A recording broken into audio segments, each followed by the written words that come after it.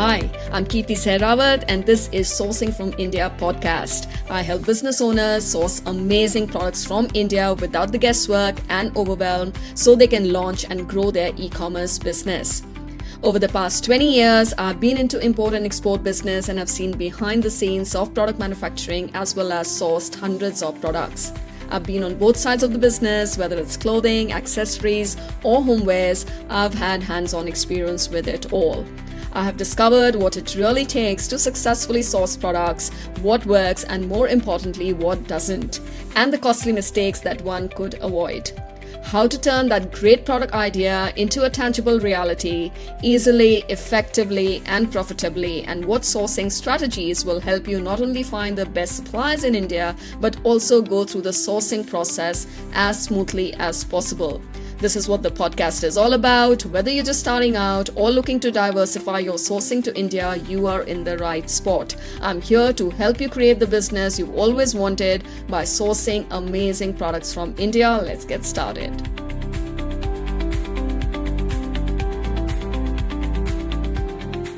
Hey productpreneurs, welcome back to another episode of Sourcing from India podcast. Today we are discussing one of the biggest concerns I hear from people, which is how do you find trustworthy suppliers in India? And also, how do you make sure they are legit and actually the right fit for your business? I cannot stress enough, finding the right supplier is one of the most important steps in sourcing. A good supplier can set you up for success, while the wrong one can lead to poor quality products, delays, and even financial losses. If you're new to sourcing from India, I know how overwhelming it can feel. You open Google, type in suppliers in India, and suddenly thousands of results pop up. You'll see trade directories and websites of a lot of companies. Some do look promising, but how do you know which ones to trust and which ones to begin working with? So in this episode, I will share a few quick checks that can help you determine the legitimacy and suitability of an Indian supplier you found online. But before we actually jump into it, let's talk about some key terms that often get mixed up, which are factory, manufacturer, and supplier. These words are used interchangeably, but they don't really mean the same thing. A factory is the actual physical place where products are made. A manufacturer is the company that operates the factory and is responsible for producing the goods. A supplier, however, is anyone who provides products. They could be a manufacturer or they could be a middleman or a trading company. Now, when you start looking for suppliers, you don't just want any supplier. You want a legit manufacturer who can produce quality products and is also export focused. Why? Because working directly with a manufacturer means you get the best price. Plus, an export-focused manufacturer already understands international quality standards, packaging requirements, and compliance certifications.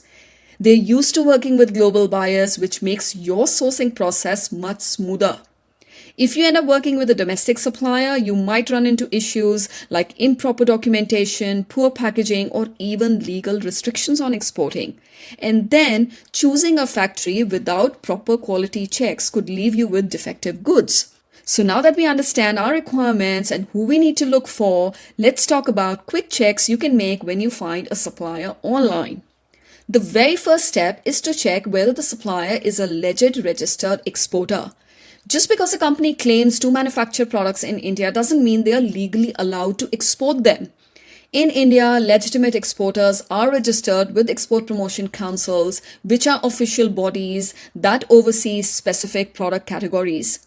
Most exporters are registered with the council to be able to avail the benefits, subsidies, and incentives available to exporters under foreign trade policy. For example, there's Export Promotion Council for handicrafts and home decor products. There is Apparel Export Promotion Council for apparel and textiles. For jewelry, there's Gems and Jewelry Export Promotion Council. And for food products, there's Agriculture and Processed Food Products Export Development Authority. And checking if a supplier is a member and registered with the EPC of their product category is one of the easiest ways to confirm if they are legally authorized to export. This one check will instantly confirm two important things. That is, the supplier is legitimate as well as export focused.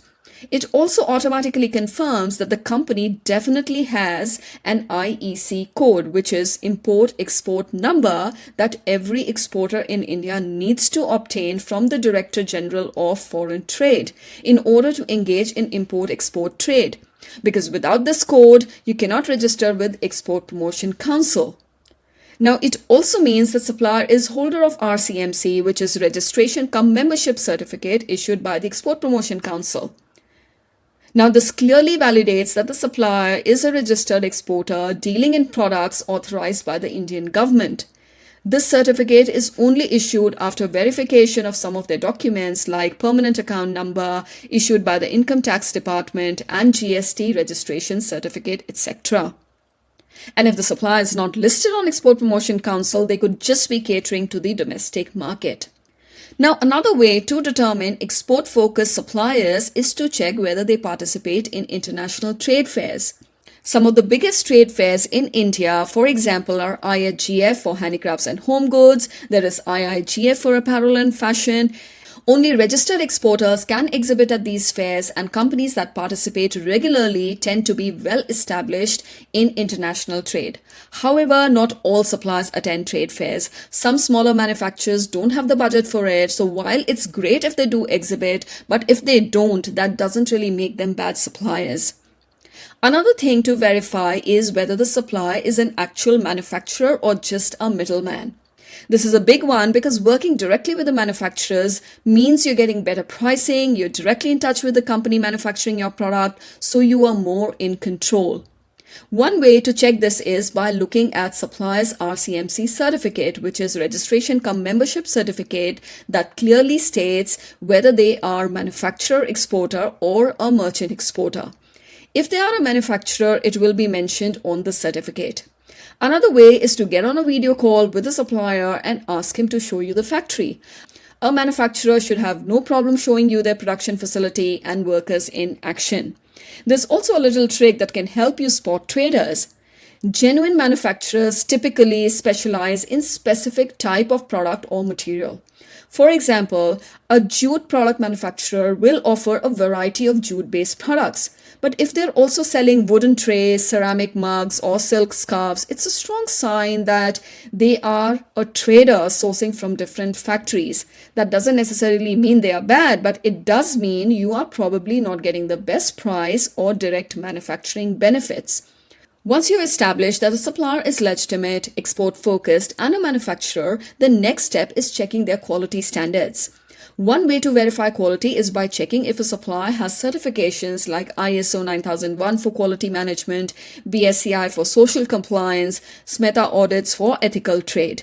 For different product categories, different certifications may be required, so it's best to check if the supplier holds them.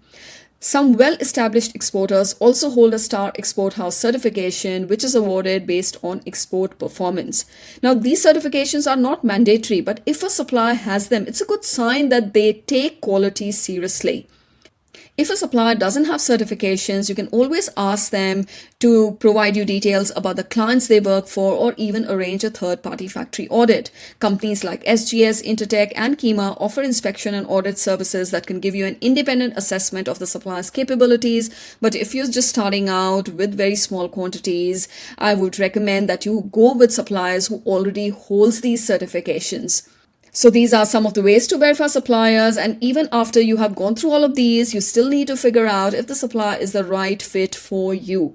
Every business has different needs. A supplier may be great for me, but may not be suitable for your requirements. Maybe you require low MOQs, or you need a supplier that can customize products extensively. Some suppliers are great for large bulk orders, but might not be a good fit if you're just starting out with smaller quantities. This is why when you reach out to suppliers, ask detailed questions about their production process, lead times, MOQ requirements, quality control measures, and customization options. Get a feel for how responsive they are and how well they understand your requirements.